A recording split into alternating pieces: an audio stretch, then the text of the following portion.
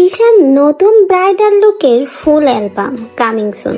খুব শীঘ্রই আসতে চলেছে তিশার ধামাকাদার আরেকটা ব্রাইডাল লুক। বলুন তো, তিশা 2026 সালে নতুন একই ধামাকা শুরু করে দিয়েছে। তিশা কি তাহলে এখন শুধুমাত্র ব্রাইডাল লুকেরই কাজ করবে? এটা নিয়েই কিন্তু এখন নানা রকমের সমালোচনা শুরু হয়েছে সোশ্যাল মিডিয়াতে। রিসেন্টলি কিন্তু তিশা তার আইডি থেকে একটা পোস্ট শেয়ার করেছে, নতুন আরেকটা ধামাকা আসতে চলেছে। তাহলে কি সেই ধামাকা বলুন তো? এটাই এখন অনেকের মনের প্রশ্ন।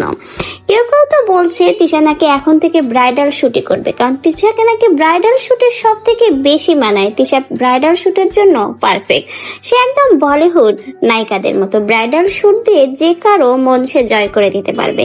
আবার অনেকেই বলছে এটা তো কেবল তিশা শুরু করেছে, ছোট ছোট ধামাকা দেখাচ্ছে, সামনে বড় ধামাকা রয়েছে।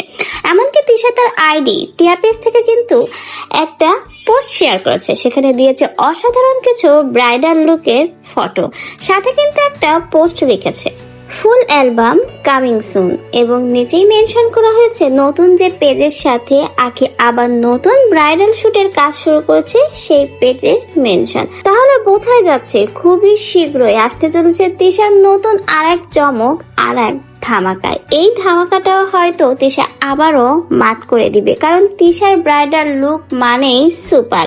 প্রত্যেকবার চমৎকার চমৎকার ব্রাইডাল লুক দিয়ে সে তার সকল ভিউয়ার্সদের মন জয় করে নেয়। এবারও হয়তো তার ব্যতিক্রম কিছু ঘটবে না। নতুন ব্রাইডাল লুক দেখে আবারও হয়তো দর্শকদের মন জয় করতে আসতে চলেছে তিশা। এখন শুধু সময়ের অপেক্ষা।